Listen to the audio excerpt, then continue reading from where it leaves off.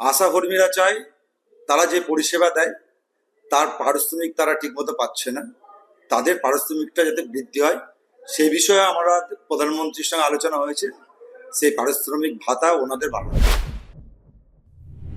আশা কর্মীরাকে তো আমরা বলবো পার্মানেন্ট করে দেওয়া উচিত। 1200, 1500, 2000-এ তো কি পেট ভরবে ওদের?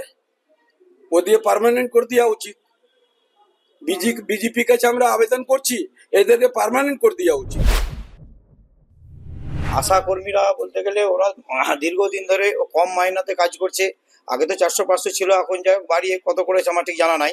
ওদের এতদিন ধরে যে ওনারা চাকরি করছে তাদের একটা পাকা ব্যবস্থা করতে হবে। হ্যাঁ, আর মাইনাটা তো বাড়াতে হবে তার সঙ্গে।